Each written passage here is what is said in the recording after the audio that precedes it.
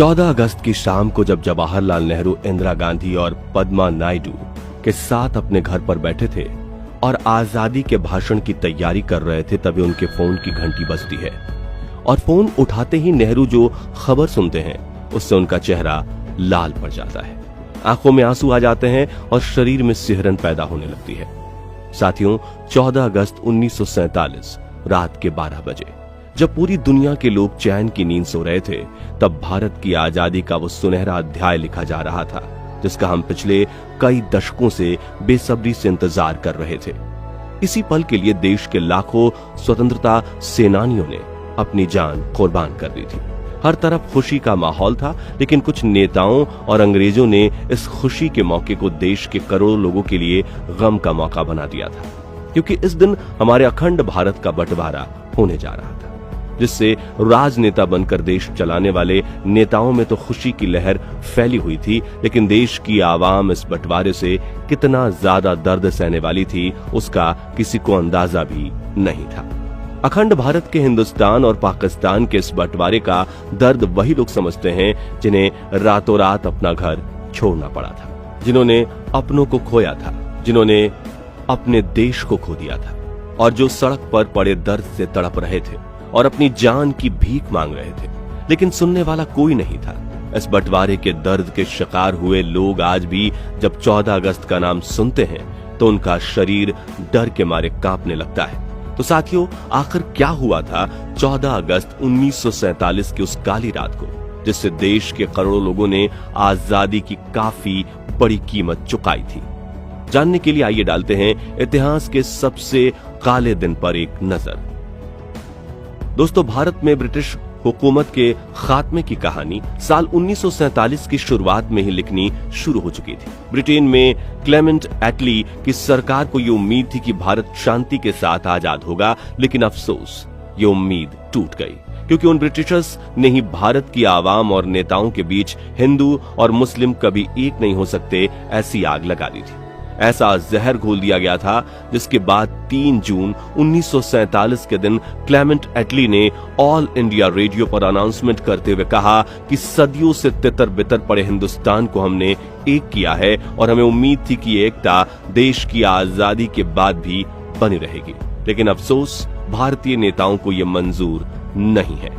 इसलिए हमारे पास देश का बंटवारा करने के अलावा कोई चारा नहीं है। इसलिए अब ब्रिटिश इंडिया का राजकाज 2 सरकारों के हवाले कर दिया जाएगा, जिसके तुरंत बाद पंडित जवाहरलाल नेहरू ने भी एक भाषण दिया था और कहा कि ब्रिटिश सरकार ने देश के कुछ हिस्से को भारत से अलग करने का प्रस्ताव देते हुए हिंदुस्तान को आजाद करने की बात रखी है और हमने उनकी ये बात मान ली है। हालांकि इस बात से हम खुश नहीं हैं, लेकिन हमें लगता है कि देश के भविष्य के लिए यह फैसला जरूरी है।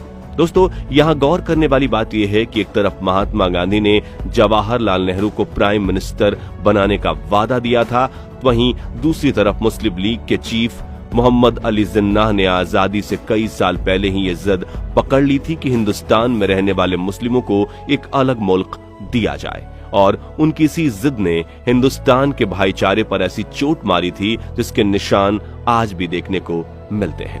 खैर, भारत को आजादी मिलने के हफ्ते की शुरुआत में ही हिंदू मुस्लिम की आग भड़कना शुरू हो चुकी थी, जिसका शिकार बन रही थी अखंड भारत की आवाम।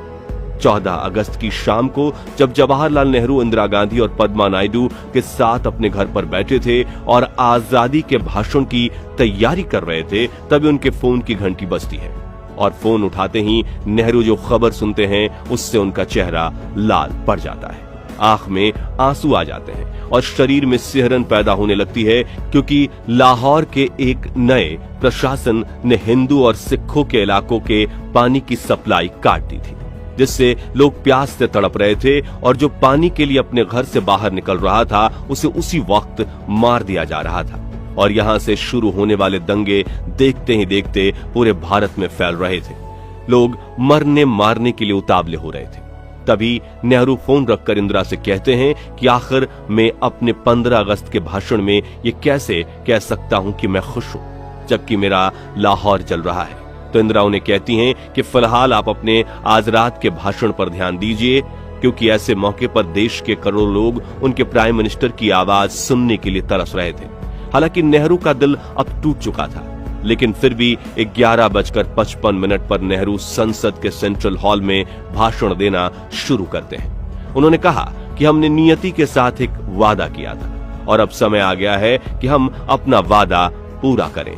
शायद पूरा नहीं, लेकिन जहां तक हो सके वहां तक। आगे नेहरू ने कहा कि हम प्रायः जो प्रतिज्ञा, जो संकल्प अब तक करते आए हैं, उसे निभाने के लिए हमें बहुत कुछ करना होगा। आज रात 12 बजे जब पूरी दुनिया सो रही होगी, तब भारत जीवन और स्वतंत्रता की नई और उजली चमकती सुबह के साथ उठेगा। ट्रस्ट विद डेस्टिनी नाम के नेहरू के इस भाषण को सुनकर लोग खुशी से झूम रहे थे। सड़कों पर इकट्ठा हुए लोग महात्मा गांधी जी के नाम के नारे लगा रहे थे और पूरे 12 बजे शंखनाद के साथ देश की आजादी का आरंभ हुआ था। लेकिन देश के करोड़ों लोगों को अब तक ये नहीं पता था कि कुछ इलाकों में देश की आवाम इस आजादी की कड़ी कीमत चुका रही है, क्योंकि कुछ नेताओं और अंग्रेजों ने मिलकर हिंदुस्तान और पाकिस्तान के बंटवारे की जो लकीर खींची थी, उसे बनाने में कई हजारों लोगों का लहू बह रहा था। लाखों लोगों को 14 अगस्त की उस काली रात को ही अपने घर से बेघर होना पड़ा था। लेकिन हिंदुओं का भारत में आना और मुस्लिमों का पाकिस्तान में जाना उतना भी आसान नहीं था। हजारों लोगों से खचाखच भरी ट्रेन में चढ़ने के लिए लोग एक दूसरे को धकेलते हुए आगे बढ़ रहे थे। लाखों लोगों को अपना घर और व्यवसाय छोड़कर पलायन करना पड़ रहा था। कुछ समय पहले जो लोग एक दूसरे का हाथ थामकर अंग्रेजों के सामने आजादी की लड़ाई लड़ रहे थे, वही लोग आज एक दूसरे के खून के प्यासे बने फिर रहे थे। भारत के इतिहास की इस सबसे काली रात में लगातार बारिश हो रही थी। कई इलाकों से बिजली जा चुकी थी। बदले की आग में प्यासे फिर रहे लोगों के हाथों में हथियार थे। वे बेधड़क होकर कत्ल किए जा रहे थे। पार्टीशन की इस कत्लेआम वाली लड़ाई की शुरुआत हुई थी अगस्त महीने की शुरुआत में, जब सिखों की टोली ने मिलकर 60 मुसलमानों और मुसलमानों की टोली ने मिलकर 74 सिखों का सरेआम कत्ल कर दिया था। यानी आग दोनों तरफ से लग चुकी थी और अगस्त के पहले हफ्ते में ही अमृतसर की जमीन बेगुनाहों के खून से लथपथ हो चुकी थी। पार्टीशन के इस जंग में अपनों की ही जान ले रहे थे। लेकिन ये तो बस शुरुआत थी, क्योंकि आगे जो होने वाला था वो इतना खौफनाक था कि सुनकर आपके पैरों तले की जमीन खिसक जाएगी। तो दिल्ली से पाकिस्तान के लाहौर जाने वाली एक ट्रेन शुरू की जाती है, जिसमें पाकिस्तान जाने वाले सरकारी अफसर मौजूद थे। लेकिन जैसे ही ये ट्रेन पटियाला पहुंचती है तो इस पर हमला हो जाता है, जिसमें एक महिला और एक बच्चे की जान चली जाती है। और ये किसी ट्रेन पर होने वाला सबसे पहला हमला था। फिर जब ये ट्रेन लाहौर पहुंचती है और ये खबर चारों तरफ फैलती है, तो वहां के मुस्लिम बदला लेना शुरू करते हैं। सबसे पहले तो पाकिस्तान से अमृतसर आने वाली ट्रेन में मौजूद 43 हिंदुओं को स्टेशन पर ही मार दिया जाता है। और फिर 13 अगस्त के दिन जब पाकिस्तान से अमृतसर के लिए ट्रेन रवाना होती है, तो वो ट्रेन अमृतसर तो पहुंचती है, लेकिन उसमें मौजूद कोई भी इंसान जिंदा नहीं था। हर डब्बे में थी तो बस हिंदू और मुस्लिमों की लाशें। जिसके बाद ट्रेन पर हमलों का सिलसिला शुरू हो जाता है और हर रोज अमृतसर और लाहौर के बीच आने जाने वाली ट्रेनों में लाशों के ढेर मिलते रहते हैं। दोस्तों, 14 अगस्त के दिन जब हिंदुस्तान और पाकिस्तान दोनों मुल्क अंग्रेजों की गुलामी से आजाद होने के करीब थे, तब अपने ही लोगों से डरते हुए हिंदू और मुसलमान लोग देर रात बारिश के बीचों बीच छिपते छिपाते हुए पलायन कर रहे थे, क्योंकि उन्हें लग रहा था कि अगर हम अपने मुल्क में नहीं पहुंचे तो अगले ही कुछ दिनों में हमें यहां मार दिया जाएगा। लेकिन जहां पाकिस्तान से हिंदुस्तान आने वाले हिंदू और सिख लोगों को देखते ही मार दिया जा रहा था, वह हिंदुस्तान से पाकिस्तान जा रहे मुस्लिमों को भी तलवारों से काटकर लहूलुहान किया जा रहा था। इसी वजह से हर तरफ भगदड़ मच चुकी थी और इस काली रात में हजारों लोगों ने अपनी जान गंवाई। और अगले दिन सुबह यानी 15 अगस्त के दिन जहां दोनों मुल्कों के करोड़ों लोग अपनी आजादी का जश्न मना रहे थे, वहीं लाखों लोग अपने को खोने के दुख से तड़प रहे थे। अंग्रेजों के बोए इस जातीय नफरत के बीज ने भारतीयों की एकता को अंदर तक झकझोर कर रख दिया था। इस पार्टीशन की आग अगले कई महीनों तक जलती रही, जिसमें कई करोड़ लोग स्थानांतरित होने के लिए मजबूर हुए थे और उनमें से करीब 20 लाख लोगों ने अपनी जान गंवाई थी। खैर, यहाँ गौर करने वाली बात यह है कि इन मौतों के लिए हम हिंदू, मुस्लिम या सिख जाति के लोगों को दोषी करार नहीं कर सकते। क्योंकि बंटवारे की बात निकलने से पहले देश की आवाम तो खुशी से एक दूसरे के साथ मिलकर रहती थी, लेकिन एक दूसरे को मारने के लिए उतावले हुए लोगों में जहर भरा था अंग्रेज और उन कुछ नेताओं ने जिनकी सोच निजी स्वार्थ और जातीय भेदभाव पर टिकी थी।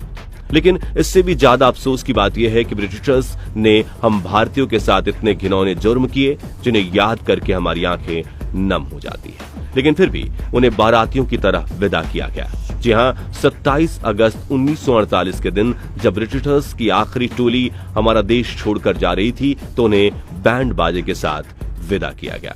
दोस्तों, अगर आप ये वीडियो अब तक देख रहे हैं तो भारत और पाकिस्तान के बंटवारे के शिकार हुए उन 10 लाख लोगों को श्रद्धांजलि देने के लिए कमेंट बॉक्स में ओम शांति जरूर लिखिए और इस वीडियो को इतना शेयर कर दीजिए कि देश के हर व्यक्ति को आजाद भारत के लिए आवाम द्वारा दी गई इस अनसुनी कुर्बानी के बारे में पता चले और भविष्य में ऐसी ही सत्य घटनाओं से रूबरू होने के लिए हमारे चैनल को सब्सक्राइब करके पास वाली घंटी जरूर बजा दीजिए। धन्यवाद।